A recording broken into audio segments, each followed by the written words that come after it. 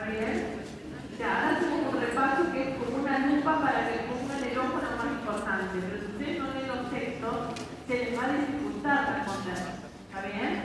Si bien las preguntas, la mayoría salen de lo que vamos a ver hoy. ¿Sí? A este Power que es un raconto de lo que ya vimos, es como lo más importante de lo que ya estamos viendo, le tiene que sumar el de las chicas que estuvieron, Flora Aquino, Pau Santival, de los paradigmas de salud mental y de discapacidad. Esa ficha es muy importante. ¿Me entienden lo que les estoy diciendo? La tienes que leer muy bien, ¿está bien? Porque esa no la traje hoy, pero ustedes tuvieron un teórico entero que está en el aula virtual, de hecho, y hay varias preguntas ahí en el parcial de eso. ¿Bien? Bueno. Ahora voy a empezar al revés.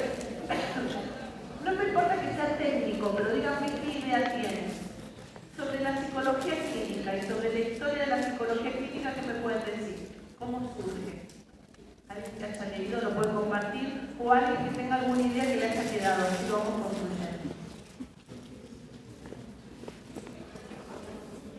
Muy bien, bueno, así empezamos, va muy bien. La Segunda Guerra Mundial. ¿Qué pasó con la Segunda Guerra Mundial?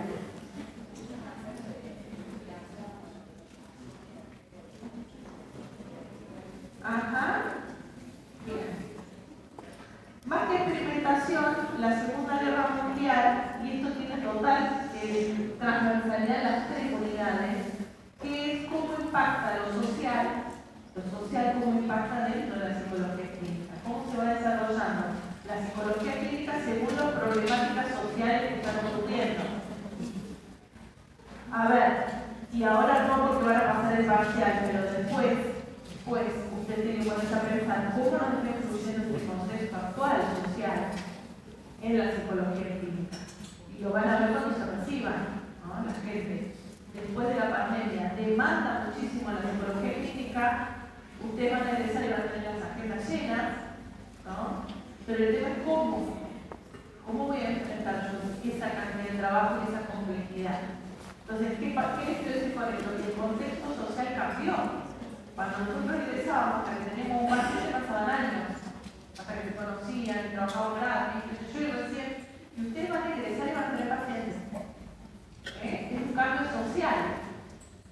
Entonces, si hay algo que es transversal a las tres unidades es que no podemos pensar en la psicología clínica en soledad, sino cuánto atraviesa o cuánto impacta el contexto social al desarrollo de esa área. ¿Está bien? Entonces, como dice la compañera, la Segunda Guerra Mundial en ese sentido tuvo mucho que ver porque, y esto lo tienen en la unidad 1 en todos los textos más históricos, porque la gente volvía de la Segunda Guerra y no sabía qué hacer con su vida. Yo fui a luchar, ¿no? Fui soldado. Vuelvo a mi casa con una pierna menos, con trauma, súper traumatizado. ¿Y qué hago? ¿No? Entonces, fíjense si no es lo que nos pasó en pandemia. ¿No? Vamos a pandemia, no sabemos si vamos a vivir o morir, nos olvidamos, ya nos olvidamos. Algunos perdieron familiares ahí. Los niños encerrados en sus habitaciones. Hasta hoy adolescentes, a lo mejor estamos pagando esos costos.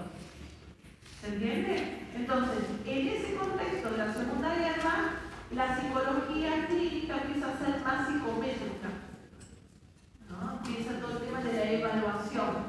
Eso sí lo vieron en los prácticos, ¿no? Evaluación, diagnóstico, ¿lo vieron? O por lo menos, o si no lo van a ver porque está en el segundo máster.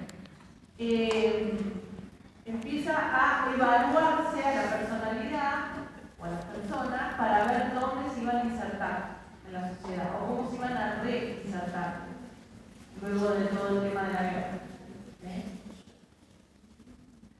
Entonces, esa vertiente psicométrica hasta hoy sigue un poco en boga, ¿no? Con menos potencia, pero en definitiva, porque lo verán ustedes en proyectivas y en entrevistas, ¿qué nos enseñan? A cómo evaluar, qué texto vamos a tomar, ¿no? Depende del concepto que tengamos de diagnóstico, lógicamente, pero pero tenemos esa tradición de psicometría. ¿Está bien? Y luego se van desarrollando distintos modelos teóricos que mejor salen de ahí. Una persona no se define por la evaluación que le hagas, ¿no? O por un test que vos le apliques, sino que entramos en el paradigma de la complejidad. Esto es algo que dice Vilanova. Estamos ante fenómenos complejos. ¿Sí? ¿Qué significa la complejidad? Que los fenómenos son multifactoriales. No estamos buscando una causa. No es unicausal el problema, es multifactorial. ¿Sí? Bien. Esto es muy importante, que no hay un consenso dentro de la psicología clínica, porque hay tanta diversidad, ¿no?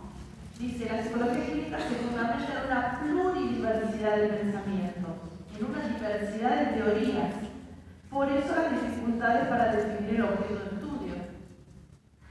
¿Sí? Al haber tantas teorías, cada teoría define al objeto de estudio de manera distinta. Por ejemplo, en los modelos psicodinámicos, ¿cuál es el objeto de estudio? ¿Cómo? El inconsciente, sujeto del inconsciente. ¿No? Entonces, ese es el objeto de estudio. Entonces, ¿qué va a intentar hacer el clínico en eso? Muy bien. Eso es lo que va a buscar. Por eso veíamos, ¿te acuerdas la vieja y la joven? Es decir, ¿está mal? No, pero según su marco teórico, el respaldo teórico que tiene, es la intervención que va a hacer. Entonces, en el caso de los psicodinámicos van a buscar ser consciente del inconsciente. En el caso de los cognitivos, ¿cuál es el objeto de estudio? ¿Cómo?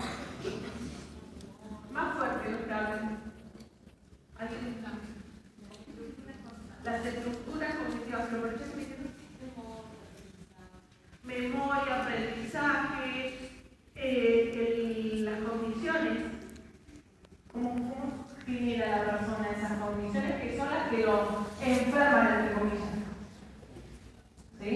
Entonces, ¿ven que vemos otro objeto de estudio? Entonces, ahora vamos a ir a los modelos principales. Lo que quiero hacer ver es lo de la pluridiversidad. Como hay tantos modelos teóricos hacia adentro de la disciplina o del área, es muy difícil unificar un objeto de estudio. Entonces dice que en cuanto al objeto general de la psicología clínica, opina González y Peláez sugiere que es el malestar psicológico. O sea, ¿qué nos une a todos los modelos? Que queremos que el sujeto disminuya su padecimiento. Eso es lo que tenemos en común. ¿Lo ven? Ahora, ¿dónde miramos es lo diferente? ¿A dónde mira cada modelo teórico es lo diferente? ¿Sí? El sistémico, ¿se acuerdan de algo del modelo sistémico? Lo relaciona. O sea, la persona está en contexto, no está sola. Y se relaciona consigo mismo y con los demás. Entonces el sistémico va a apuntar a eso, a lo relacional. No va a apuntar a un inconsciente, por ejemplo. ¿Sí? Y los pensamientos son parte de una relación. Como se relaciona la persona con sus pensamientos, pero no es el sujeto de estudio del pensamiento en sí mismo. Es una parte más que está en relación. ¿Cómo se relaciona usted con sus pensamientos?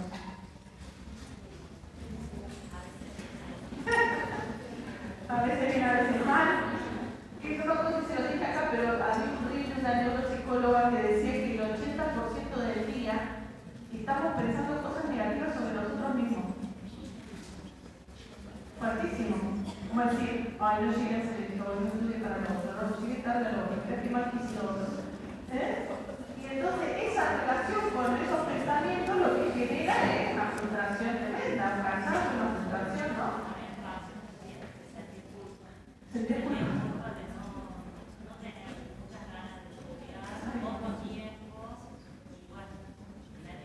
¿Viste? ¿Y qué pensamientos tenía? ¿Qué contenido tenían tus pensamientos?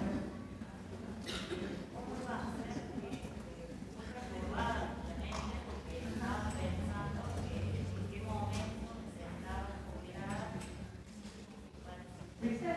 No voy a poder, que hago, voy a hacer esto también, ese contenido. Entonces, si un modelo cognitivo aborda eso, lo va a hacer de una manera, si un sistémico lo aborda, lo va a hacer de otra, y así con el humanista y con el psicodinámico, que son los cuatro principales sobre los cuales le vamos a preguntar. ¿Está bien? Coexisten principios rectores y elementos epistémicos comunes entre los psicólogos clínicos al momento de intervenir en el campo de aplicación, que son los que permiten que este campo se mantenga. Quiero decir, ¿cuáles son los elementos comunes? Todos hacemos un diagnóstico, todos hacemos un tratamiento, ¿sí? Todos ponemos un encuadre, no importa cómo le llamemos, ponemos un encuadre, venía persona y decir, hola, vamos a ver, tal, vamos a ver la tía, tal, un encuadre y ponemos. ¿Entienden? Entonces hay elementos, factores comunes y hay factores específicos de cada modelo. Pero por esa diversidad es que cuesta tanto definir un objeto de estudio en común. Se ponen de acuerdo los teóricos que es disminuir el malestar psicológico. Me gusta lo de disminuir. Yo cuando salí, cuando me egresé, eso creo que lo conté a un profesor que teníamos en psicopatología, decía, ay, chicos, ustedes salen con furor curantis. Salen con furor curantis, o sea, un furor para curar a la gente, ¿no? Yo pensé que me acordé de esas palabras. Y entonces en la práctica yo me he dado cuenta que, claro, es muy frustrante que vos seas el que cura a otro, es como tremendo, un peso terrible. Entonces yo empecé a darme cuenta que buscaba que mi brújula era que la persona esté mejor. ¿No? Si me decía, estoy mejor, bueno, o sea, iba bien. ¿Me entienden? Porque si no, pone el terapeuta en un lugar terrible. O sea, vos curando a una persona, como, wow. Sí. Sí, ahí vamos. ¿Estamos con esto? ¿Con el objeto de estudio? Bueno, ya les dije la historia. Esto, la mirada socialmente situada, lo que dije al principio. ¿Sí? Esto lo va a decir la ley y lo va a decir Moise, que lo vamos a ver porque nos quedó colgado de la clase de prevención. Y qué es lo que yo quiero que ustedes se lleven más allá del parcial. No puedo pensar clínicamente si yo no veo el contexto social en que está aconteciendo las cosas. Porque un clínico en Barcelona no va a ser un clínico que en China que en Japón o que en Estados Unidos. O sea, lo social está influyendo en los malestares que las personas tienen. De hecho, hay miles de estudios. Tasa de suicidio más alta en un país que en otro, lo climático tiene que ver, si en Finlandia hay 2 horas de sol por día, todos consumen más alcohol, por ejemplo. ¿No? Si tenemos una crisis económica que si no la tenemos, que si tenemos un montón de recursos económicos y lo mismo tener depresión, ¿sí? ¿Sería? Sí, claro. Las condiciones concretas de tristeza generan los malestares. Y entonces por eso la mirada socialmente situada. Mismo ustedes se fijan en Córdoba, no es lo mismo que ustedes atiendan a una persona que tiene un contexto vulnerable, que a una persona que no tiene ningún problema económico. Son totalmente distintas las situaciones. Entonces usted como clínico tiene que poder evaluar eso. Si no, vamos a ser tipo técnicos que hacen cosas no prefabricadas, pero descontextualizadas. Sí. Quería preguntar si el lugar donde una persona se forma puede incluir su capacidad, digamos, de impactar o de... Sí. O sea, porque pienso esto, como que pasa si nos formamos aquí en Córdoba, pero nos vamos a vivir al exterior, trabajamos en el exterior, ¿cómo hacer para incluirse todo eso tan complejo con lo que uno se encuentra en el consultorio? Qué buena pregunta.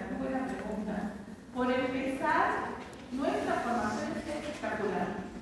Fíjate lo que decimos, ¿no? Las condiciones que tenemos. Con estas condiciones nosotros hacemos lo que hacemos. Nuestros graduados son espectaculares. Y lo digo con la experiencia propia afuera, ¿no? Del exterior. Que vos vas a un desastre y te encontrás ahí con muchísima más formación que las otras personas que están afuera. Pero lógicamente que lo contextual, lo saben que está ahí. Ahora eso te impide trabajar, no. Pero sí tener un ojo en eso. Qué sé yo, si vos, por ejemplo,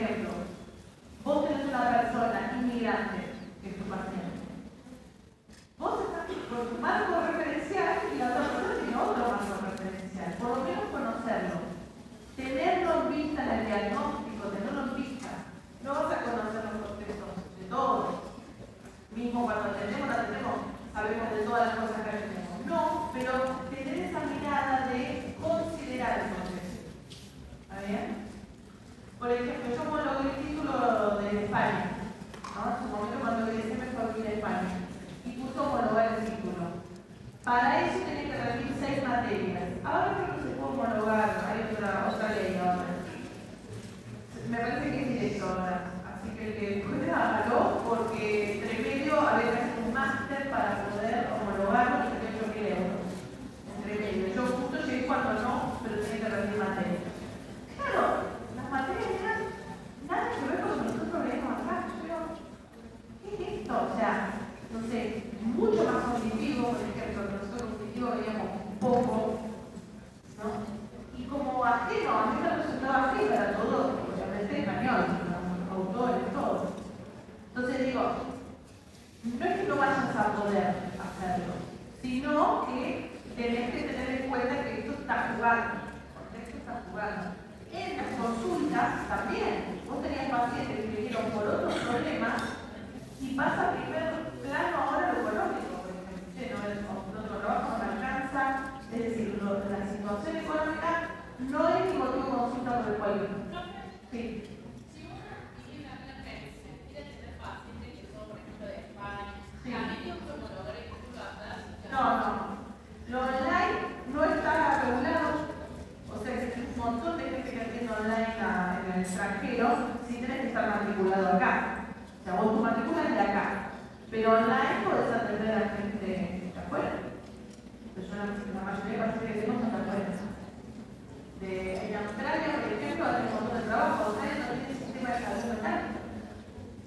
Solo van a salud mental una crisis muy grande. Entonces, te pagan súper bien la sesión, porque para ellos barato, es argentino. Lo que sí falta es que levantar a las 6 de la mañana en sí, porque como 12 horas de diferencia, coinciden los horarios. Pero te quiero decir, ¿ves que cambió la psicología? Cambió la psicología clínica a lo social, que vos puedas tener online, por ejemplo. ¿Entiendes? Eso es lo socialmente situado. El eje de la profesionalización, el pluralismo científico y el antidogmatismo como lógica. El antidogmatismo es lo que nosotros tenemos transversal en todo el programa. Es decir, hay múltiples modelos teóricos y no uno no es mejor que el otro. Ustedes van a tener que indagar y ver cuáles vienen a ustedes y nada, ser coherentes epistemológicamente y metodológicamente hablando. ¿Sí? ¿Hay algunos ya han ido a seminarios? ¿Sí? ¿Cómo les está yendo con eso? ¿Bien? ¿Vieron esa diversidad? O que vos ves la clínica aplicada ahí, con distintas problemáticas. Bueno, esto ya lo vimos, el origen de la Segunda Guerra Mundial. La clínica está asociada a asistencia, al diván, ¿no? Está asociada a eso, pero ustedes, ahora vamos a ver con las funciones, que es mucho más amplio que hacer diván. O sea, no confundan, esto sí pasa a veces hasta en los finales, que confunden y te dicen el analista, ¿no? El analista y el analizado, bueno, no. El que hace psicoanálisis es analista, pero el que hace otra cosa es psicoterapeuta. La definición no se la tiene que tener bien clara. ¿Sí? Y el campo, que es otra de los ejes centrales de la unidad 1, los ejes centrales son campo, método y funciones de la psicología clínica. El campo es tan amplio como lugares necesitan del psicólogo clínico, ese es el resumen. ¿Dónde trabaja el psicólogo clínico? En hospitales, en la consulta privada, en instituciones educativas, en distintos tipos de lugares, y es tan amplio que dice dónde se necesita el psicólogo clínico ahí. Ese es el campo, donde se ejerza la psicología clínica. ¿Sí? Psicología del deporte es una emergente que le llaman, que no es un área como la clínica en sí, sino que surge. Un clínico puede trabajar con lo deportivo, pero es como una especialización, ¿no? Es una parte emergente que se tiene que especializar en eso del deporte. Diagnóstico, bueno, las funciones, eso es otra pregunta importante. Diagnóstico o evaluación, tratamiento o asistencia, prevención, investigación y enseñanza. De estas, ¿cuáles vimos ya?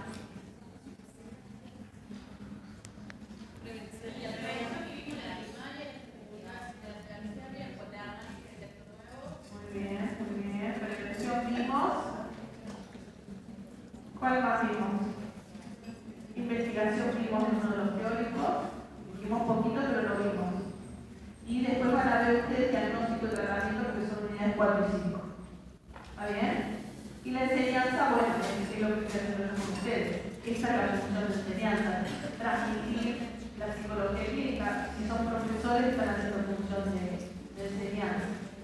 ¿Sí? Sobre el diagnóstico, lo que vamos a hacer es explorar, a ver, esto está basado en la ley de ejercicio profesional, cosa que lo dije otra vez y lo repito, que es bastante vieja, pero bueno, mientras tanto es la ley que tenemos. Pero ustedes van a ver cómo hoy esto queda un poco obsoleto. Por ejemplo, exploración psicológica de la estructura, dinámica y desarrollo de la personalidad. Claro, esto es para los psicoanalistas. Pero por ejemplo, yo que soy sistémica, yo hago otro tipo de diagnóstico, no miro la personalidad. ¿Entienden? ¿Por qué queda viejo? Porque está basado en una preeminencia que había en ese momento que era del psicoanálisis. Pero es cierto que exploramos en profundidad. Exploramos en profundidad. ¿Para qué voy a hacer un diagnóstico? ¿Para qué hago un diagnóstico? Muy bien, para una posible intervención. ¿Y para qué me dijeron? Para saber cómo intervenir. ¿Qué más? Es decir, el diagnóstico va a ser como el mapa. Si yo me salí a navegar, ¿a dónde voy a ir? Un mapa para saber, bueno, voy a ir por acá, voy por allá, qué es lo que está pasando. Entonces el diagnóstico es eso, es un proceso psicodiagnóstico por el cual yo voy a ver qué es lo que está sucediendo en la persona para encarar un tratamiento. ¿Sí? Así que el diagnóstico es eso, el tratamiento voy a justamente intervenir en los conflictos y tensiones de la personalidad mediante la psicoterapia. Volvemos a lo mismo, yo diría la personalidad o el objeto de estudio de cada modelo teórico. ¿Sí? Pero básicamente primero miro qué es lo que está pasando para después hacer un plan de intervención sobre eso que está pasando en búsqueda de disminuir el malestar psicológico. El objeto de estudio general. ¿Vamos acá? Nadie está compartiendo. Prevención. Orientación psicológica para la promoción y prevención del equilibrio de la personalidad. Vamos a ver los niveles que decía Maca. ¿Sí? Pero lo que hacemos en prevención básicamente es o promuevo la salud o trato de anticiparme para que no aparezcan los problemas. Básicamente hago esas dos cosas, promoción y prevención o anticipación. En investigación voy a investigar y formular diseños experimentales. Esto lo dije en uno de los teóricos, que la investigación en psicología clínica es complicada porque la mayoría de datos que tenemos clínicos son subjetivos. Es lo que un psicólogo anota sobre un paciente. Entonces, ¿yo cómo voy a medir que eso es efectivo? Que eso es eficaz. ¿Cómo lo voy a saber? ¿No? Caso Dora, ¿qué decía Flor? Bueno, Dora, o quien Marita, no sé. Había un reporte que hacía sobre hoy vino de esta manera, apareció así, ¿no? Bueno, claro, ese reporte, ¿cuán fiable es como dato de investigación? Entonces, lo que se quiere hacer en psicología clínica es relacionar lo clínico con lo empírico. Y eso es lo que tienen ahí en ese texto que va al parcial, que es cómo se investiga en psicología clínica. De Rousseau. Esto es ejemplo de Rousseau. Lo que yo voy a hacer ahí es medir con cuánta frecuencia aparece el comportamiento que yo quiero modificar para poder tener alguna medición o algún acercamiento de investigación en lo que está pasando en lo clínico. Eso, voy a tomar una línea de base, a ver si me voy a explicar rápidamente.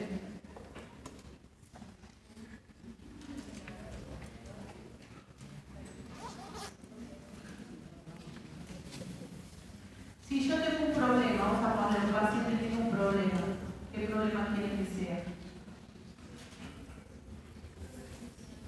¿Cuál? rituales obsesivos. ¿Está bien? Tiene rituales obsesivos, entonces en este eje vamos a medir con qué frecuencia aparecen los rituales. Y en este eje vamos a medir el tiempo en que eso aparece. ¿Está bien? Entonces la persona viene acá, nos consulta, nos dice, bueno, mira, vengo porque tengo rituales obsesivos. Yo tengo una paciente que hace eso. Ella sale de su casa a la mañana y tiene que girar 3 veces la llave antes de irse al trabajo. Gira 3 veces la llave, va al ascensor, baja, gira 3 veces la de abajo, y se va. Y entonces el problema que tiene es que llega a la esquina y dice, ay, ¿lo hice 3 veces o no lo hice 3 veces? Entonces vuelve, sube de nuevo 3 veces, se va de nuevo, llega tarde al trabajo, lógicamente. Gracias. Entonces, ahí tenemos 2 cosas. Una, el motivo por el que viene a consultar, pero también los efectos que tiene en su vida cotidiana, eso lo que llamamos clínicamente significativo. Porque, a ver, alguien puede ser obsesivo y no le molesta en su vida para nada. Todos un poco de obsesividad tenemos, ¿no? Si no, no podemos estar estudiando. Subrayar, cuidar tu cuaderno, no sé, algo de obse tenemos. El tema es cuánto venía, otro profe que tuve. Todos tenemos un poco de todo. El tema es cuánto. ¿Ah? Entonces, suponete que ella esté acá, vamos a poner, cuando consulta está acá, cantidad de veces que hace estos rituales. ¿Sí? Y bueno, y al otro día sube más. Y al otro día sube más, después baja. Vamos a poner que llega así. ¿Cómo yo voy a hacer una investigación en psicología clínica? Se llama investigación de caso único. Yo mido la cantidad de veces en que aparece el problema sin intervención, sin tratamiento. Eso se llama línea de base. En cuanto aparece este problema sin tratamiento. Luego yo aplico el tratamiento y veo si esto mejora. Si baja el problema, o si se mantiene, o si sube. Eso es hacer psicología clínica, investigación en psicología clínica. El caso único, ¿ven? Unimos la investigación con los reportes de la clínica. Yo se los estoy resumiendo, tienen que leer el texto, ¿está bien? Pero para que tengan una idea de cómo se llega a tener evidencia empírica en un lugar tan complicado como un consultorio donde solo 2 personas saben lo que hablan ahí. Yo explicando y se veía método. Claro. Exacto. Eso es aplicado a la clínica. Solo que en vez de aplicarlo en 80.000 casos, lo aplicas en un caso único. ¿Está bien?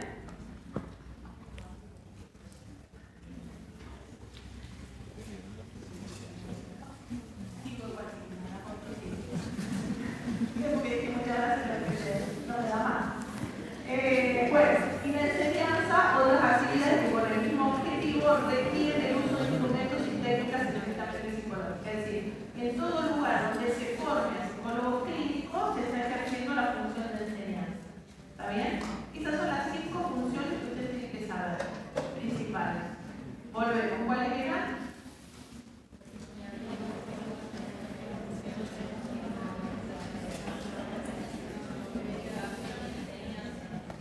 Bien, muy bien. Un tema menos. Vamos, seguimos. Ninguna de estas funciones constituye el aspecto exclusivo de la psicología clínica, sino que se combinan. Esto también es interesante, lo tienen en la ficha de Maricel Costa.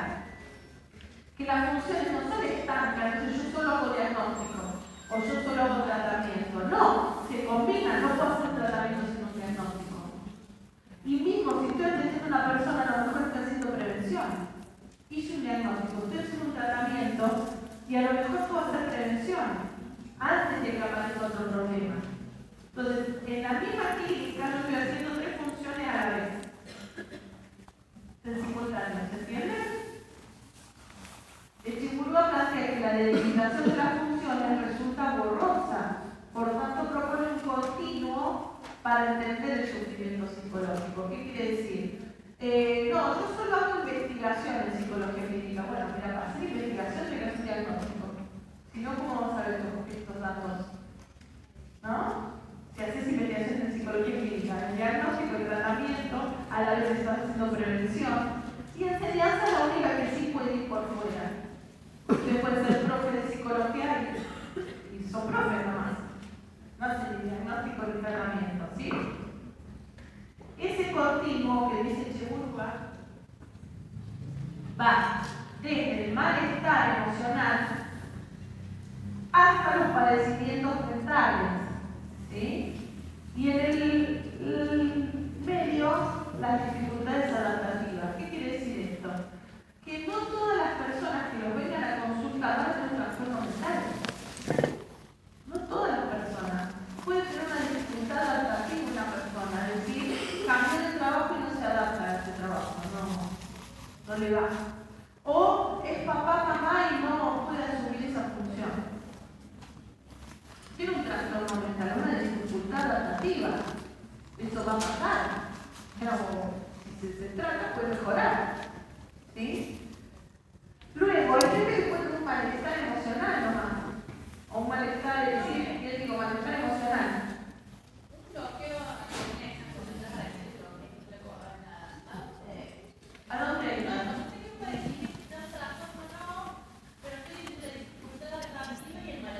Eso es lo que dice Chiburúa.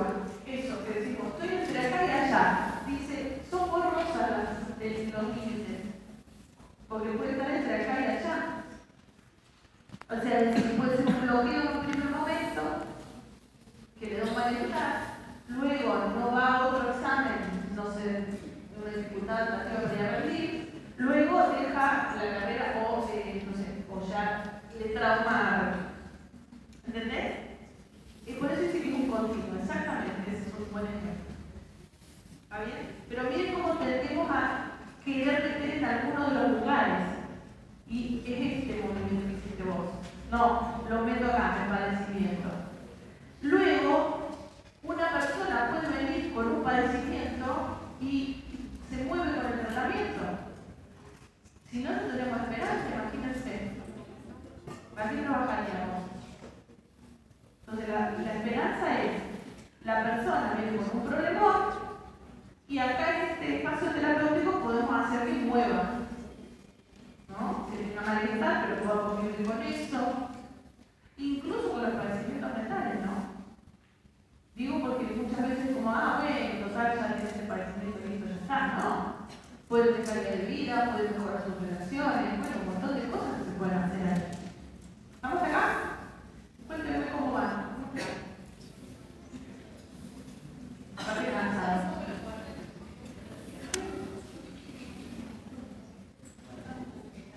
Aparte cansados, que los veo bastante cansaditos, cansaditas, que vamos bien con el repaso. Sí,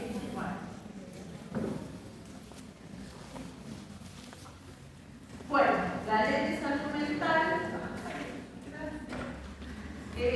nos invita a repensar nuestras prácticas y posicionamientos respecto a nuestras intervenciones, concepciones de salud, de padecimiento subjetivo, la manera en que miramos a la persona que padece y nuestro lugar como agente de cambio. Esto también está en la ficha de Maricel Costa, otra ficha importante de cátedra.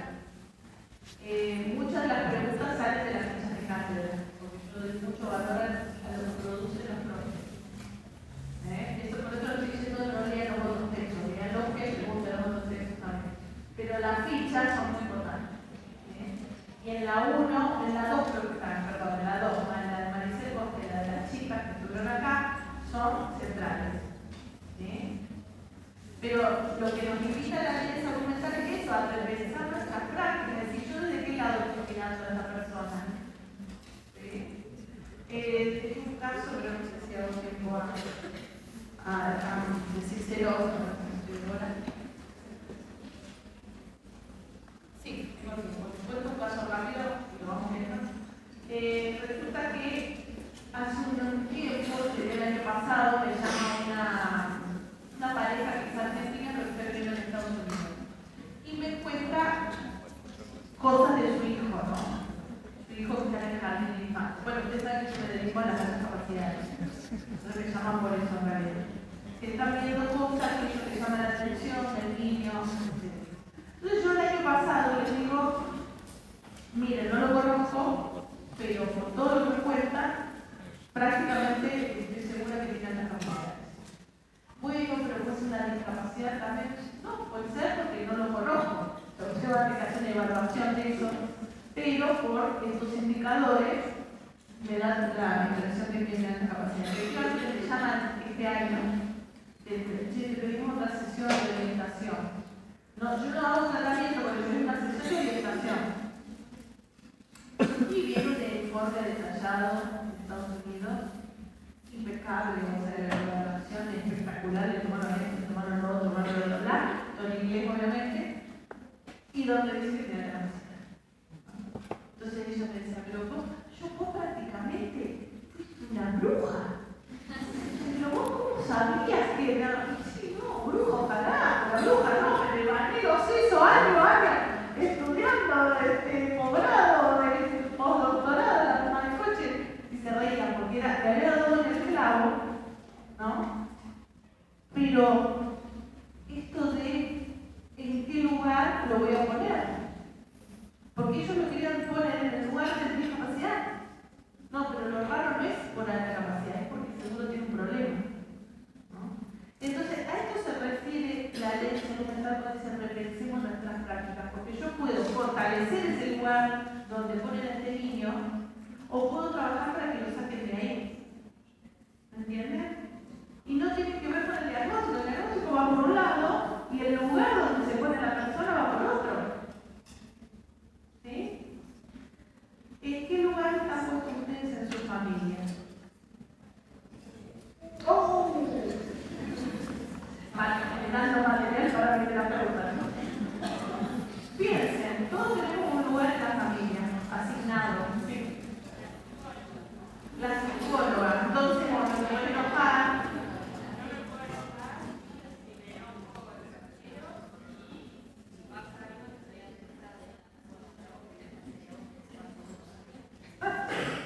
Claro, debería de que no se arme conflictos, ¿no?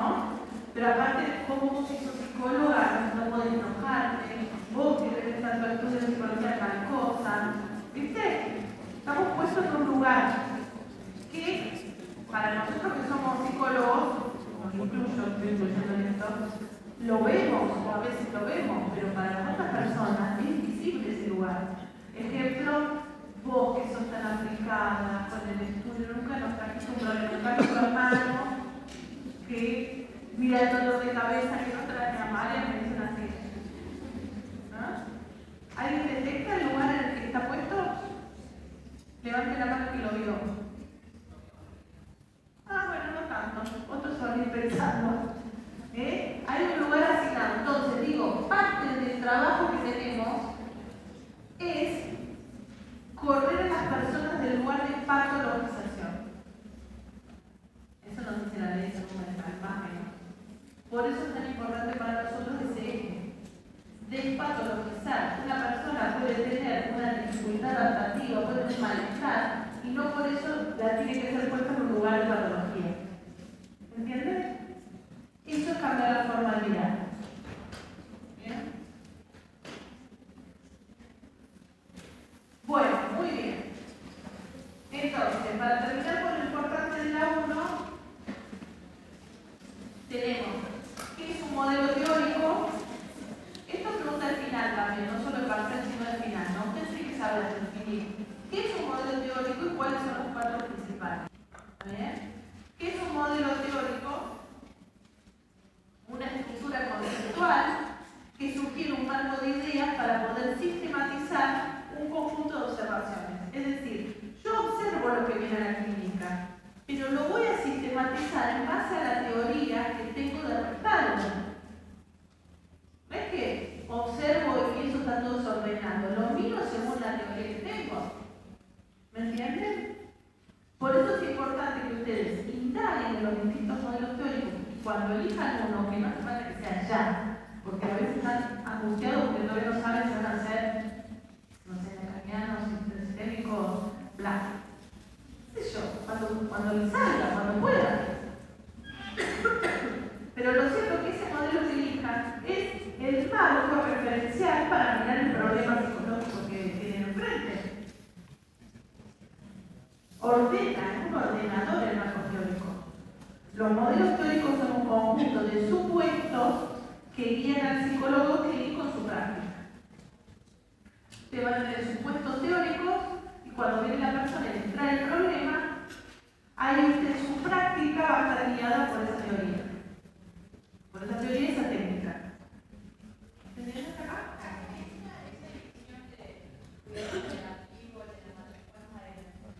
Cuidados paliativos son intervenciones preventivas. No tiene nada que ver con el modelo teórico. ¿Bien? Son formas de intervenir en la prevención. Sí, ahora tenemos la actividad que conocemos.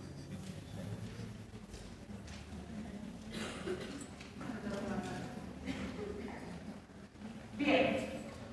Y sobre los modelos teóricos, texto importante, texto que van a tener preguntas sobre esto. Bleichmann lo que nos dice sobre los modelos teóricos es por qué no es conveniente adherir a modelos reduccionistas. ¿Sí? Ya sabemos qué es un modelo teórico y lo que dice Bleichmann es no te adhieras de manera reduccionista a un modelo teórico. ¿Por qué? ¿Alguien lo leyó?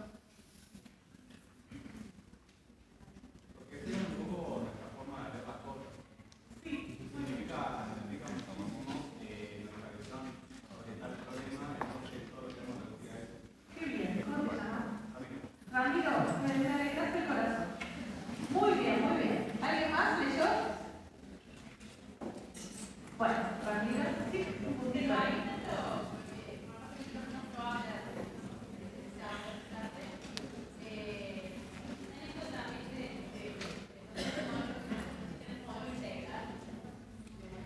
No, son dos cosas distintas. A ver, ¿qué quiere decir tener adherir a un modelo reduccionista? Es que este modelo teórico cree que explica toda la realidad con ese modelo. O sea, tener la omnipotencia de decir, vamos a poner, los sistémicos explican todo. ¿No? Los chicos sean todos sistémicos porque lo que verdaderamente explica los fenómenos psicológicos es la sistémica. Eso es ser reduccionista. ¿Se entiende? Si vos adherís a un modelo, como dice Ramiro, vas a tener una mirada muy significante. Vas a pensar que entonces o el tip sistémica o nada. Esto pasa con modelos teóricos, Esto es clarizante del modelo. Si no sos de tal tip, entonces no sos psicólogo. Bueno, no. Eso justamente esta mirada es la contraria. ¿Por qué no es conveniente adherir a modelos reduccionistas? Da una explicación absoluta. ¿No? Entonces, bueno, todos los problemas del ser humano se resuelven de esta manera. Es una explicación absoluta. Cuando sabemos que cada caso es un mundo, ¿no? Que yo puedo explicar hasta cierto punto, si no, es lo que está enfrente, la omnipotencia. Yo puedo atender a todos los casos, soy buena para todos. Bueno, no. Ustedes dirigirán un modelo, trabajarán con ciertos casos. Hay casos que van a decir, no, yo con esto no puedo trabajar. Y es mejor este modelo para él. Lo derivo, por ejemplo, trabajo en equipo. ¿Se entiende? Bueno, ¿Un psicoterapeuta puede adherir a más un modelo? y no, yo creo que no. No es conveniente porque por lo que llamamos el eclecticismo. Hay gente que es ecléctica. Entonces toma un poquito de cada cosa. Bueno, pero ahí hay una incoherencia metodológica. Yo te diría que, ¿podés tomar técnicas de otro modelo? Sí. Técnicas. Pero tu coherencia epistemológica y metodológica tiene que ser una. Porque el marco teórico va a ser siempre. Si yo me uno a un modelo técnico, salgo de crítico, un modelo que ya existe, que haga perspectiva, Pero eso es un modelo ya. O sea, vos estás haciendo un modelo integrativo que se llama. No, porque tenés un respaldo metodológico, teórico, metodológico, que es integrativo. Algunos que van a ver, cuando vengan lo de los modelos teóricos, van a ver que hay algunos que toman psicoanálisis cognitiva, pero hacen una teoría sobre eso. Tenemos que ustedes tienen una teoría coherente. Si no, hagamos un poco de cada cosa. ¿Sí? Multimodal o integrativos son los que, exacto, los que pueden integrar varias cosas. ¿Para eso no está mal?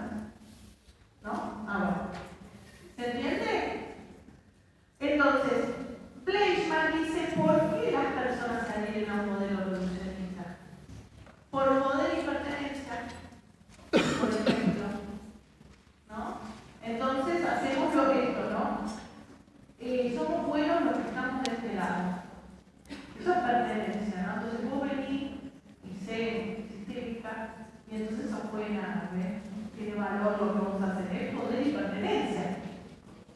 ¿Sí? Entonces los otros que son nada, ¿verdad? Eso que a veces uno dice, y la psicoterapia es como superficial, ¿no? ¿Superficial para qué? ¿No? Es lo mismo que yo hable mal del psicoanálisis, o sea, no, estaría mal, o sea, el psicoanálisis tiene un modelo, tiene una teoría, tiene una técnica, los otros modelos tienen otra, pero ninguno es mejor que el otro. Sí. ¿Quién?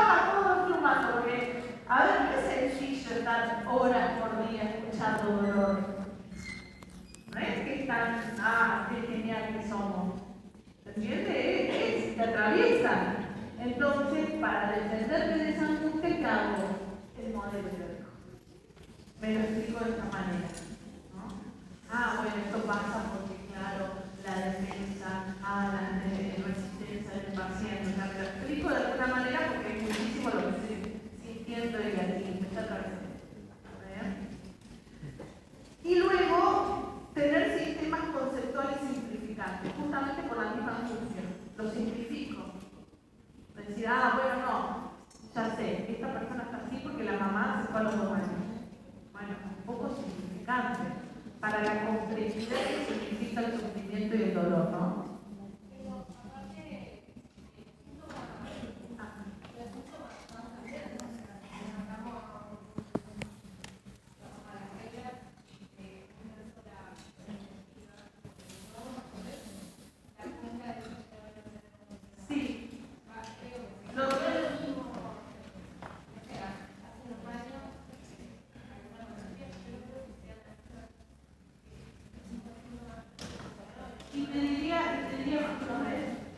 Mariana, y te diría más, un paciente que llega, ni siquiera te hablo de antes, no es el mismo que va a venir la sesión que viene, y no es el mismo que la otra sesión.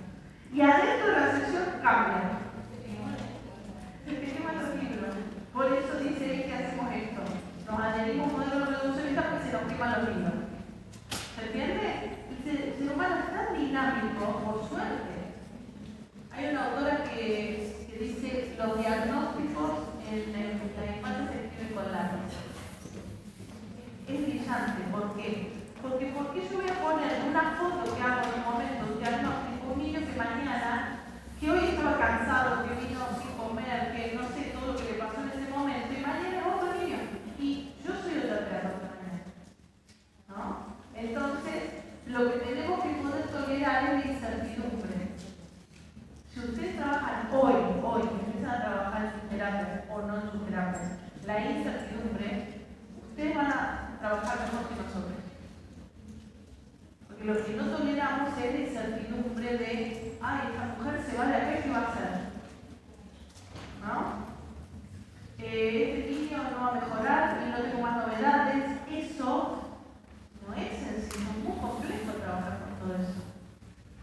Es complejo y hermoso a la vez, no es explicable, porque, bueno, ustedes saben, yo estoy enamorada de la profesión, me parece que es hermoso lo que hacemos, pero no deja de ser complejo, ¿se entiende? Entonces usted tiene que hacer herramientas desde ahora.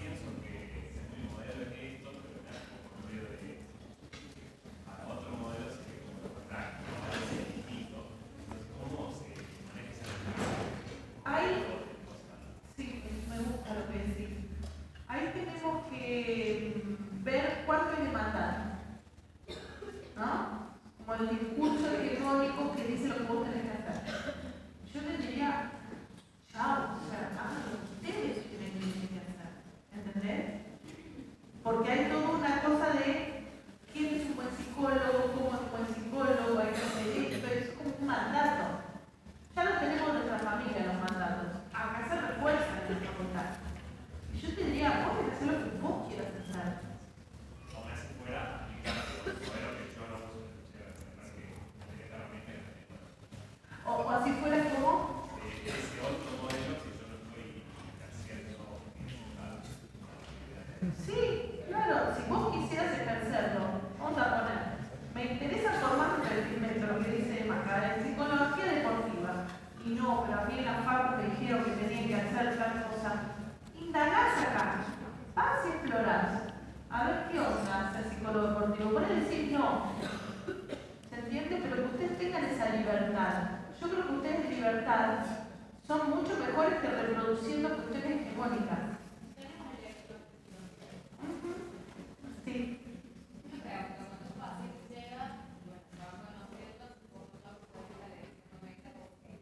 Sí.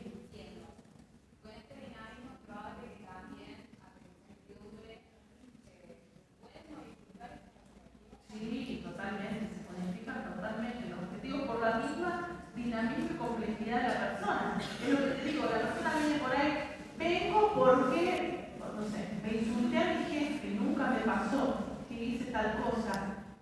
Hace el clic o el detonante este, pero después cuando vos vas sabiendo, los problemas son otros. Entonces ahí vos vas construyendo otros objetivos. No es solo que yo el jefe, digamos. ¿No? Hay cada vez más profundidad. Más confianza terapéutica ya, más profundidad. La persona abre porque tiene confianza, sino porque abriría. Miren lo que es mismo. Entonces a veces va al psicólogo porque, bueno, llegaste a un límite, pero no le abrimos todo al psicólogo. ¿Cuándo le abrimos todo? Cuando hay confianza, cuando hay lo que vamos a ver en la unidad 4 y 5, alianza terapéutica. Sí.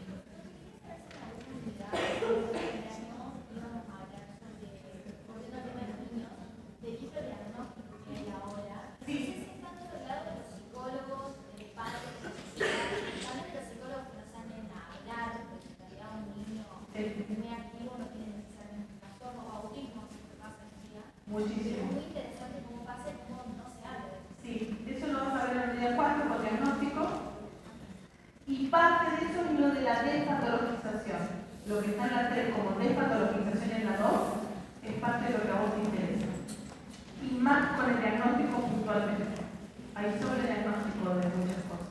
O confusiones diagnósticas. ¿Sí? Bueno, entonces, dice Reichmann que, pregunta del parcial, se realizan candados ideológicos. Cuando una persona adhiere a un modelo de manera reduccionista, hace un candado ideológico. Cierra en lugar de abrir. Y lo que yo le digo al compañero allá es abrir. No te importa lo que te digan. Vos sacá lo que te digan. Vos hazlo como quieras. Y así lo haces mejor. Acompañado con gente de tu referencia que te vaya acompañando. ¿Entiendes? Sí. Y además, o sea, si nosotros creemos que puede haber otro modelo que puede hacerle más útil a la persona, se puede derivar también. Exacto. Exacto. Si es lo que decíamos recién, que no podemos atender a todo el mundo ni todos los problemas, porque aparte nos interpela personalmente. Qué sé yo tenía una terapeuta que yo supervisaba, una terapeuta que ella quería tener un bebé y perdía los embarazos y hacía el tratamiento y no podía tener un bebé. Viene una chica, una paciente embarazada, de su misma edad. Bueno, no te es diferente. No te es diferente que eso que está pasando ahí es lo contrario a tu vida, o viceversa, o es lo mismo. ¿No? Entonces hay veces que no somos la persona adecuada, eso lo van a ver en el diagnóstico. Tenemos que ver si somos el terapeuta adecuado para esa consulta. ¿Bien? Después ustedes cuando se vayan especializando, ¿Te dan cuenta de la sección? ¿Te dan cuenta del orden? ahí voy. Cuando ustedes se van especializando, van a ir haciendo un embudo, por lo cual los van a llamar por su especialización después. Pero al principio, como voy a atender de todo, y vas haciendo una formación por la cual te vas a ir especializando. ¿Cómo era la pregunta?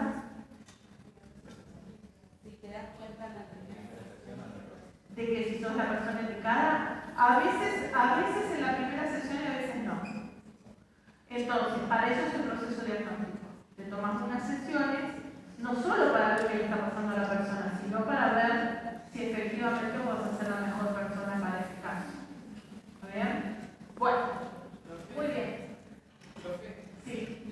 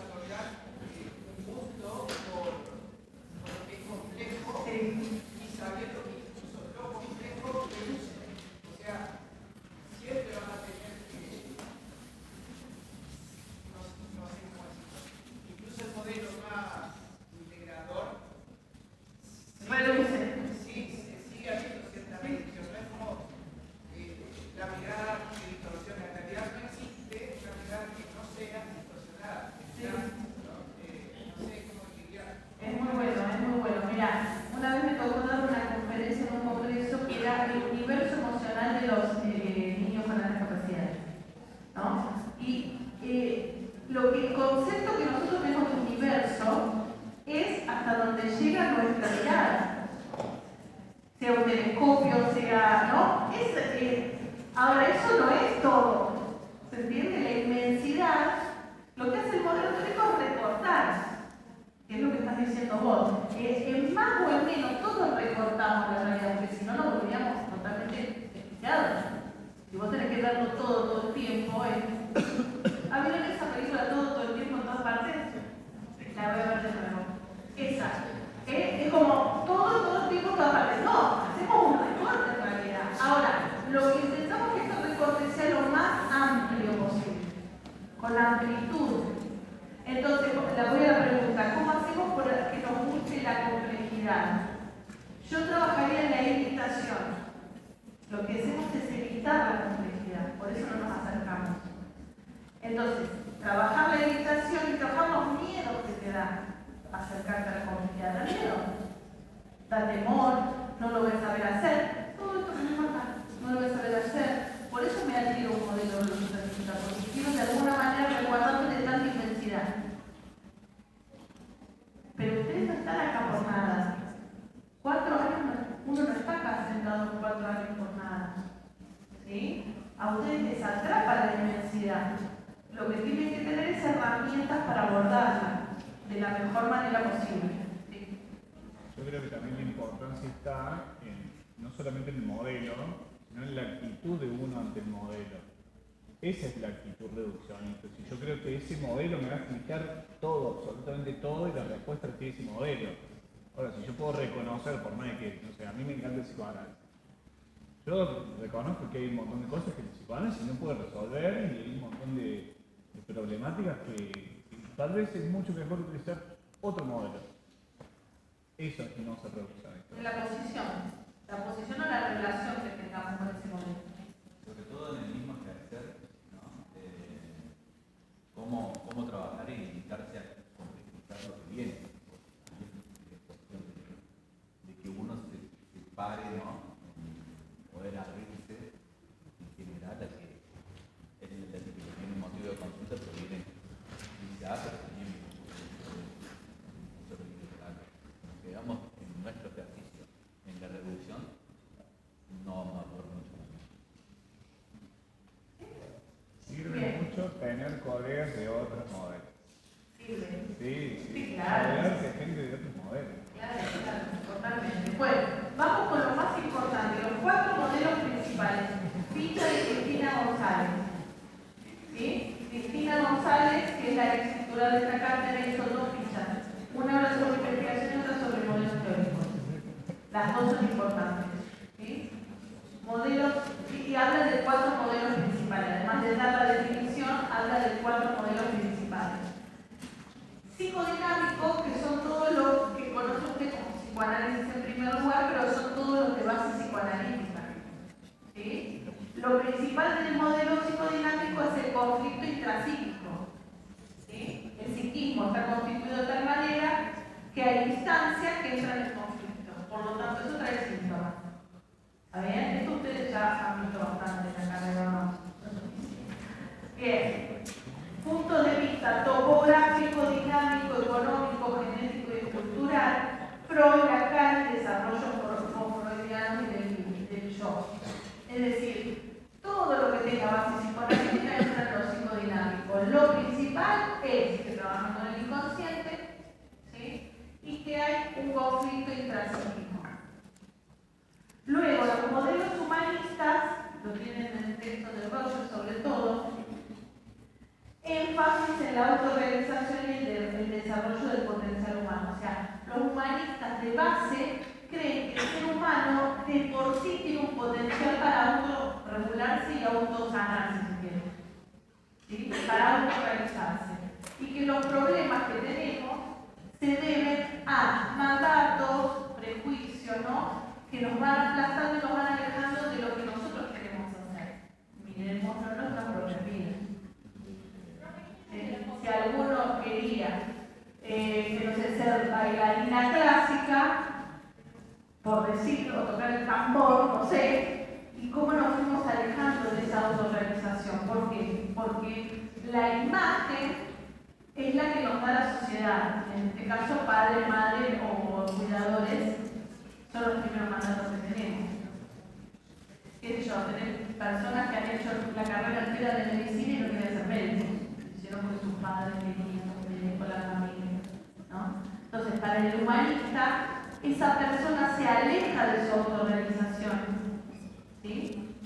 Y entonces genera síntomas. ¿Cómo va a sanar o cómo va a mejorar? Es volviendo a contactar con la necesidad que tiene. ¿Cuál es la necesidad que esta persona tiene? ¿Sí? No. Ahora voy que entra dentro de la tercera ola de las cognitivas, que son las que están más en auge ahora, las terapias contextuales. Ya voy a eso. ¿Estamos con el humanismo? Roger, Freud, me imagino que lo conoces. Becky Ellis y ay, se me fue el nombre de este hombre, no es Maturana, ya te voy a decir el nombre, se me fue. Modelos cognitivos. ¿Cómo conoce el sujeto? Modelos cognitivos han visto en sistemas en su momento en la escuela. Han visto. Los cognitivos surgen como en una reacción al psicoanálisis, ¿no? Como decir, bueno, no todo es intrapsíquico ni inconsciente ni nada, sino que hay un procesamiento que la persona hace. Y esto tuvo como 3 olas distintas. En una primera ola era estímulo-respuesta, ¿se acuerdan? ¿No? La famosa caja negra. Luego viene otra ola que hace énfasis en los significados. No nos interesa tanto el input y el output, sino qué significado le da a la persona a esto que sucede. ¿Sí? Y la relevancia del contexto, la tercera ola, que es la que preguntaba la compañera. ¿Qué significa eso? Que pasa a ser central el contexto en el que la persona está, que es el generador de los problemas. No es la persona, sino que es el contexto. Esta persona en otro contexto funcionaría de manera distinta. Entonces hacemos una intervención en contexto. Dentro de eso está la terapia de aceptación y compromiso, que significa que la persona va a dejar de luchar contra los sufrimientos, considerando que el sufrimiento es parte de la vida, ¿no? Que debemos aceptar que la persona sufrimos. Ahora, ¿cómo vamos a sufrir? Es lo que vamos a trabajar ahí. ¿Sí? La de aceptación y compromiso, porque no es resignación, es aceptación. Son 2 cosas distintas. Una cosa es que yo me resigne a lo que pase y otra cosa es que yo acepte las condiciones. Por ejemplo, si muere un familiar mío cercano, es razonable que yo esté triste, lo acepto. No me resigno. Todo. En esto, de hecho, por eso no le llaman paciente ni siquiera. Le llaman cliente o consultante, porque justamente para sacarlo del rol vacío. Ahí lo van a ver en la ficha Marcela Salvetti, que la persona es activa, el sujeto es activo, no es pasivo, ¿no? Entonces, que uno hable de aceptación no significa, bueno, listo, sufro y chao. No, que acepto estas condiciones que tengo para transformarlo y hacer otra cosa con eso. ¿Bien? Bueno, y no me voy a acordar el nombre de este señor, después se lo digo.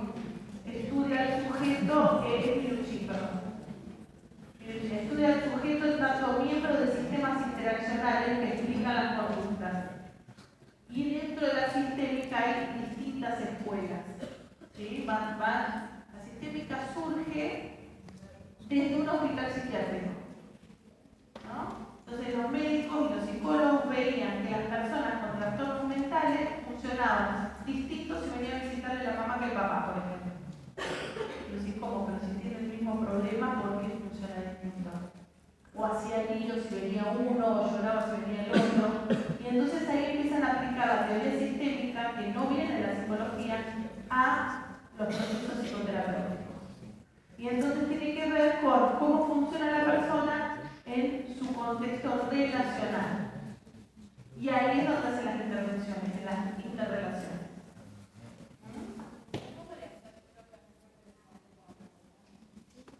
Te lo voy a subir igual, ¿eh? Es más, está subido porque ya está ese power en el aula virtual. Sí, es de la tercera ola. Es parte de la tercera ola. A, aceptación y compromiso. Mindfulness, DBT. Bueno, lo van a ver con varios nombres. FAB. Hay una materia electiva que trata centralmente todo este modelo y esta tercera ola. Y te digo que está muy en auge ahora y tenemos un representante, que diría el mejor del país, lo tenemos acá en Argentina, en esa materia. Se llama Pablo Hernández. Se las recomiendo mucho. Es exigente la materia, pero realmente ustedes quieren saber clínica, a posteriori de esta directiva, pueden ir. ¿Cómo se llama? Clínica psicológica y psicoterapia. ¿Bien? ¿Estamos con los modelos teóricos? Sí. Ah, espera. A ver. ¿Qué? ¿Alguien me puede...? ¿NBT? No.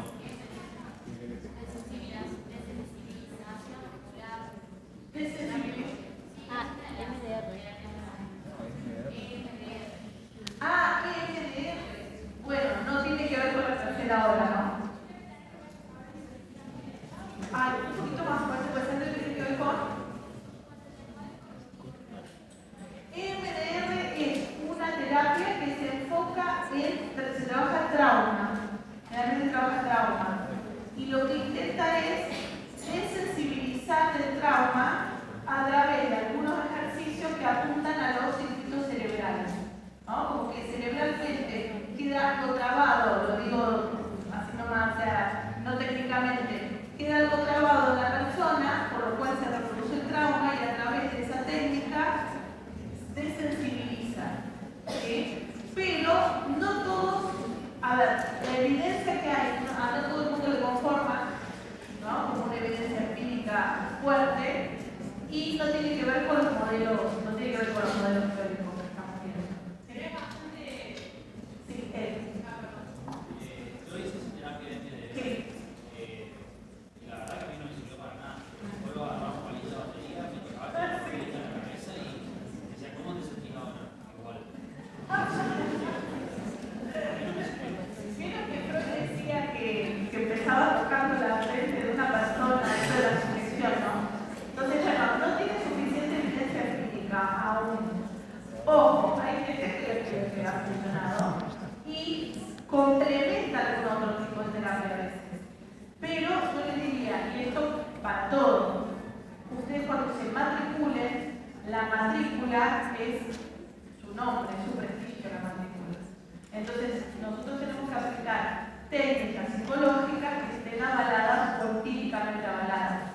¿Se entiende? Entonces, hay técnicas que esta parte consume y consume de todo. O sea, se tiran las runas, no sé cómo se llaman, las cartas, esto, lo otro, no sé, acá, te lo dicen además, te lo dicen, fui acá, fui allá, ¿no?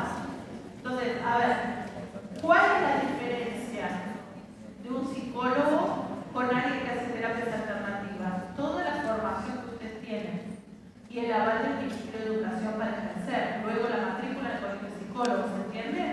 Son un profesional de la salud. Entonces, no es lo mismo, porque si no alguien hace un curso de coach y hace lo mismo que nosotros.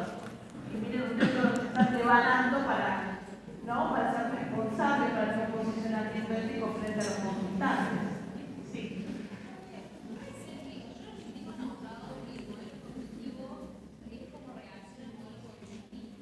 Sí. Pero también en la historia surge ¿cómo? Claro, surge como decir, hay otra cosa aparte del psicoanálisis, históricamente. ¿Sí? Luego el cognitivo va en contra de la primera ola. Eso dentro del modelo, pero históricamente surge como una expresión para decir que hay otra cosa aparte del psicoanálisis que era prominente en esa época. ¿Se entiende? ¿Perdón? No, ¿de qué?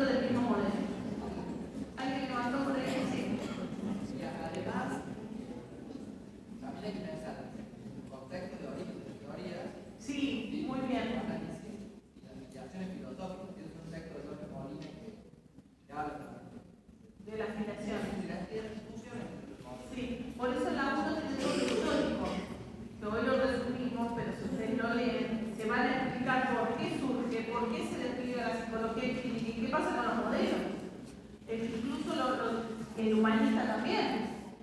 El humanista también, ¿viste? Como decir, bueno, a ver, pero miren, esto es genial, porque el mismo Freud, dentro de su misma teoría, se para un día y dice, che, esto yo lo pensaba de esta forma, pero ahora lo pienso de esta. Entonces, eso es lo interesante del dinamismo. De ¿por qué no podemos esto, diagnosticar a una persona y dejarlo estático en un lugar? Por esto mismo.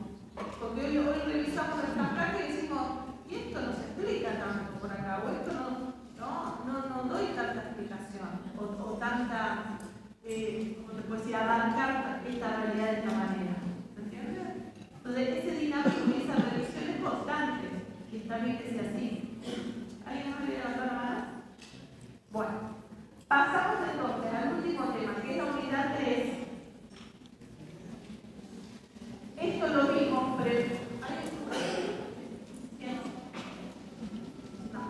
bueno, esto lo vimos, prevenir es anticipar, preceder y posibilitar con medidas anticipadas la enfermedad, el trastorno, lo patológico.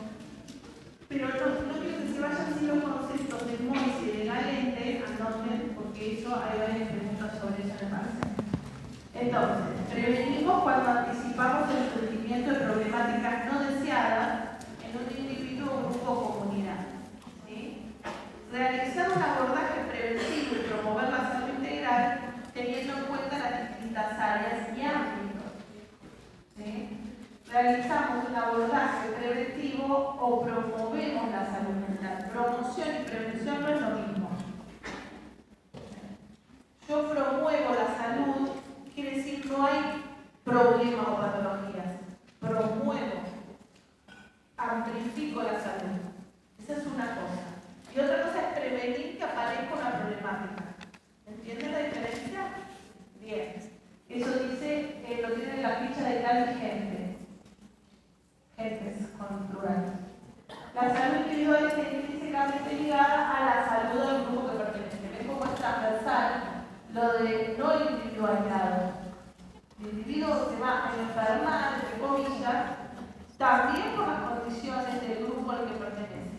Se llame familia, se llame comunidad, se llame país, se llame mundo. Esto lo sabes, ¿cierto? ¿Está claro? Primario, secundario, terciario y cuaternario. Sobre el cuaternario vamos a poner el foco, así que los textos de prevención cuaternaria lean los más. Sí, muy bien. Y el proceso de enfermar, dice la ficha de esta autora, que es multideterminado, condiciones de vida de los sujetos, acceso a la salud, educación, vivienda, trabajo. Cuando se actúa sobre estas variables se promueve la salud. Respuestas en salud mental, interacción de diferentes disciplinas en el análisis de determinadas problemáticas. Bueno, no podemos pensar en prevención sin pensar en interdisciplina. ¿Sí? Esto que decía, que es bueno juntarse con otros de otros modelos. Eso es intradisciplina. Pero cuando hacemos prevención tenemos que pensarlo también de manera interdisciplinaria. ¿Sí? Pero la prevención también. Por supuesto. Por eso digo, todo lo que es prevención, donde adentro está la promoción. En el nivel primario tenés la promoción. Pero eso es parte todo de la prevención. ¿Me entiendes? En el primario tenés la promoción. En el secundario intervenís cuando el problema ya está instalado. En el terciario, la secuela. Y en el cuaternario vas a evitar las intervenciones innecesarias. ¿Está bien?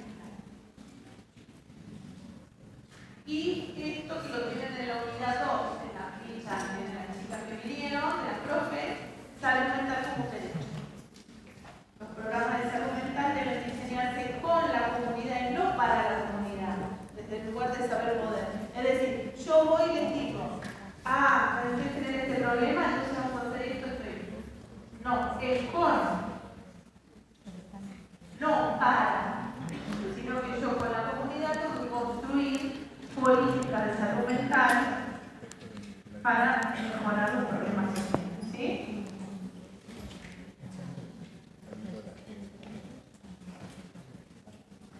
Dice claramente que utilizamos el método clínico. El psicólogo clínico utiliza las leyes del método clínico adecuándolas a un determinado campo y apuntando a una determinado fin. El método clínico pretende, esto también es pregunta, de parcial y de final. El método clínico pretende un estudio detallado y profundo basado en la observación directa con un enfoque global. Muchas veces no saben responder esta pregunta que es básica, que nosotros trabajamos con el método clínico. El método clínico es el estudio en profundidad del caso singular. Parece una frase cortita que no tiene ningún sentido, pero se explica toda la materia ahí. ¿Okay?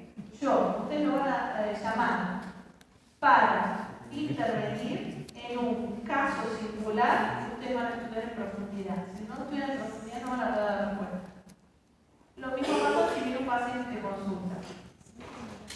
No es que lo voy a meter así sin ningún tipo de planificación ni nada. Voy a estudiar en profundidad qué está pasando para hacer un diagnóstico y para hacer un tratamiento sobre eso. ¿Entienden? Bien. Y antes que se vaya, quiero que vean esto, subjetividad actual no puede, otra vez, otra autora dice lo mismo, la subjetividad actual no se puede separar del contexto.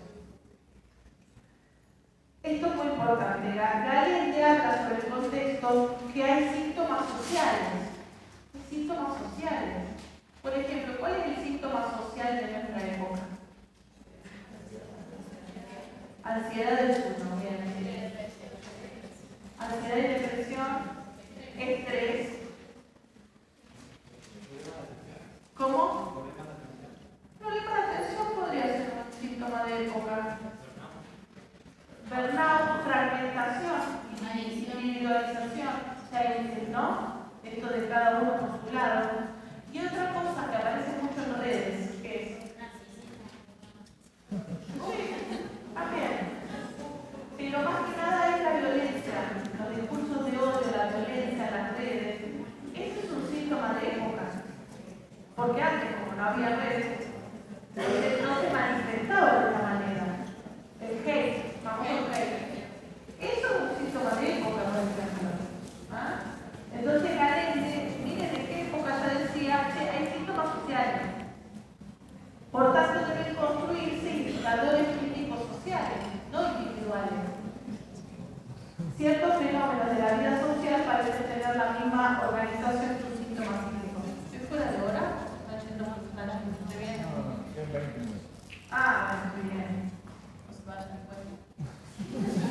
Ciertos fenómenos de la vida social parecen tener la misma organización que un síntoma psíquico y la posmodernidad. La posmodernidad tiene síntomas. Globalización, desarrollo científico-tecnológico, desarrollo económico que produce desigualdades, incremento del individualismo y el consumismo. Quiero decir, parece o pareciera que somos sujetos que enfermamos solos en nuestras casas. Y no. O sea, enfermamos como la sociedad nos permite enfermar. ¿Se entiende? Es lógico, empieza desde nuestra familia. En primer lugar, que por lo cual todo está en terapia, ¿no? Bien. Todo está en terapia porque, ¿cómo les puedo decir? Sobrevivimos a nuestra familia. No, a los problemas de nuestra familia. Pero luego esa familia está en una cultura, en una sociedad. ¿Sí? A la cultura ni hablemos. Aunque hablaba de una época caracterizada por los excesos, la sobremodernidad, el no lugar. Él hablaba de los aeropuertos, por ejemplo, que eran no lugares shopping. Son lugares donde un lugar, pero un no lugar, donde todo el mundo pasa rápido y no se relaciona o consume. ¿Sí? Entonces la gente dice que la intervención es comunitaria, que es aquella que se guía por la comprensión del proceso de la enfermedad en el seno de la vida social y que tiene en cuenta los recursos en salud de la comunidad para planificar sus acciones. Esto es muy importante y quiero que se lo lleven también. Hoy, justamente hoy hablamos de esto, bueno, no voy a decir que hablamos de la etcétera, pero digamos, estamos acostumbrados a ver lo que falta, lo que no tenemos, lo que no se puede, lo que no, y lo que sí tiene la persona, esto va a ser la forma de mirar de ustedes. Si la persona viene con millones de problemas, pero que sí puede hacer.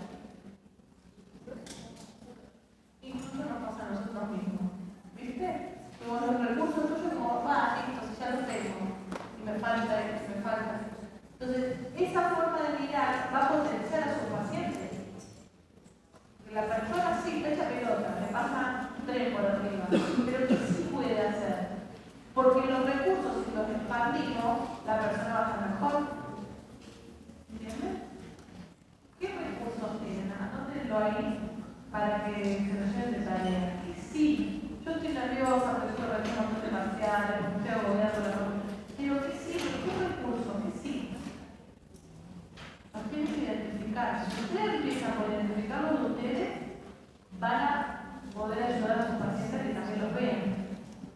En cambio, si estamos 80% del día hablándonos mal, si no miramos lo que sí tenemos, vamos a reproducir lo mismo en la consulta.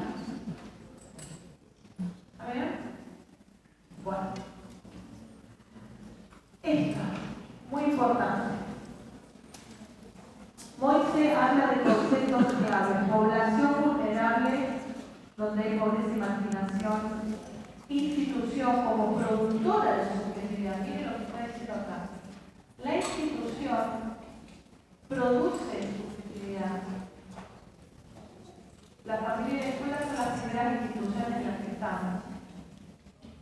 La facultad de que muchos de los problemas se ríen cuando yo digo en el video, no son ustedes, es la facultad.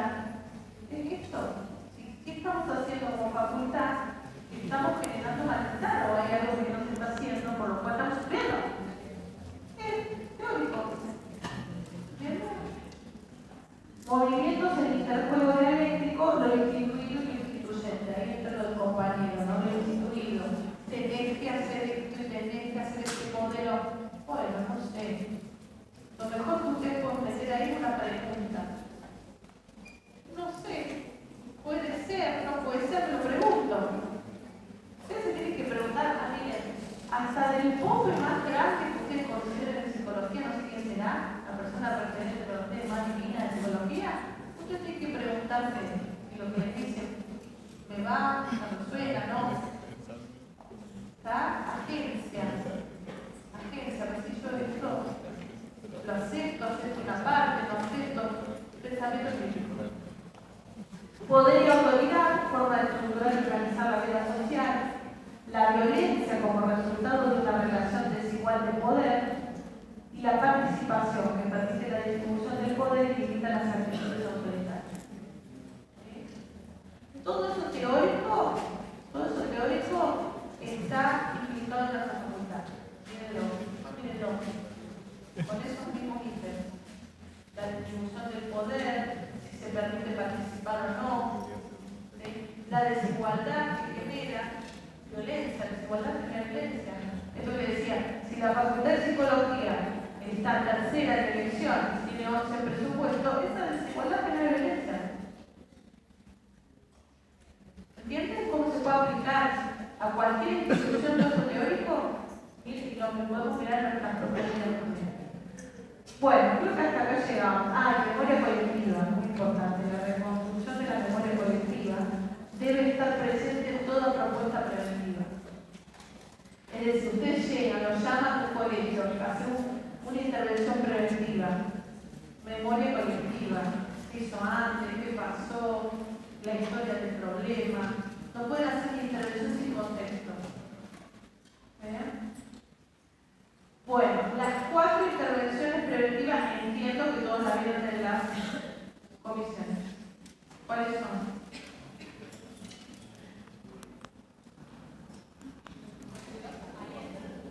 Cuidados paliativos.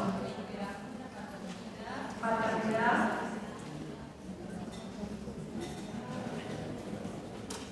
Estas son preguntas y preguntas prácticas, hay teórica y práctica. Hay un texto de cada uno de la cátedra. Cuidados paliativos, desarrollo de la maternidad integral. Es otro nombre que se llama más o menos. Interconsulta médico-psicológica. Intervención en crisis. Esas 4 intervenciones preventivas las tienen que saber. Cuidados paliativos.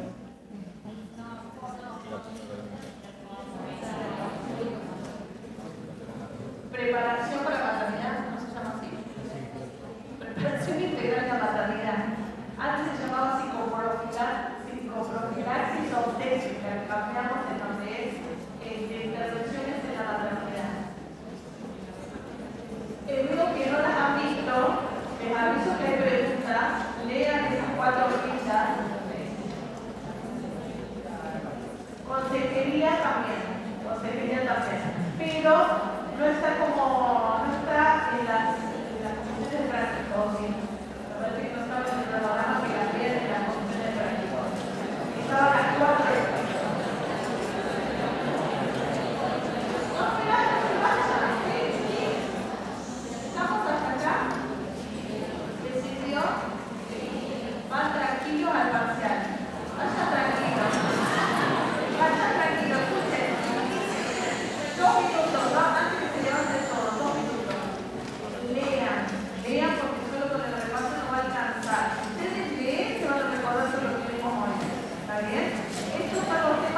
principales y le tiene que agregar, lo repito para que no tarde, la ficha sobre derechos y discapacidad, la ficha de Maricel Costa, muy importante, y las 4 intervenciones preventivas que acabamos de ver. ¿Está bien? Éxitos para el país. Nos vemos. Gracias.